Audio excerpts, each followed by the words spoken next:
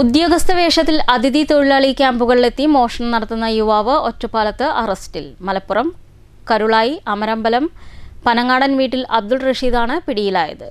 Police ഓഫീസറുടെയും ആരോഗ്യവകുപ്പ് ഉദ്യോഗസ്ഥന്റെയുമൊക്കെ വേഷത്തിൽ അതിഥി തൊഴിലാളികൾ താമസിക്കുന്ന കേന്ദ്രങ്ങളിലെത്തി പരിസരം വീക്ഷിച്ച ശേഷം മോഷണം നടത്തുന്നതാണ് ഇയാളുടെ രീതി. 19 മൈലിലെ ഹോട്ടൽ ജീവനക്കാരായ അതിഥി തൊഴിലാളികൾ വാടകയ്ക്ക് താമസിക്കുന്ന പാലപ്പുറത്തെ മുറികളിൽ നിന്ന് മൊബൈൽ ഫോണുകളും പണവും മോഷ്ടിച്ച കേസിലാണ് ഇപ്പോൾ അബ്ദുൾ റഷീദ് പിടിയിലായത്. കഴിഞ്ഞ ദിവസം രാവിലെ 9:30 തൊഴിലാളികൾ ഉറങ്ങുന്നതിനിടെയാണ് ഫോണുകളും 3500 രൂപയും മോഷ്ടിച്ച് പ്രതി മുങ്ങിയത്. 4 ദിവസം മുമ്പ് ആരോഗ്യവകുപ്പ് ഉദ്യോഗസ്ഥന്റെ വേഷത്തിലെത്തി പരിസരം വീക്ഷിച്ചിരുന്നു. പിന്നീടാണ് വെള്ളിയാഴ്ച രാവിലെ മോഷണത്തിനെത്തിയത്. നിമിഷങ്ങൾക്കകം ഫോണുകളും പണവും കൈക്കലാക്കി സ്ഥലം വിട്ടു. നിരീക്ഷണ ക്യാമറയിലെ ദൃശ്യങ്ങൾ കേന്ദ്രീകരിച്ച് നടത്തിയ അന്വേഷണത്തിൽ ഷൊർണൂരിലെ ലോഡ്ജ് മുറിയിൽ നിന്നാണ് വെള്ളിയാഴ്ച രാത്രി പ്രതി പിടിയിലായത്.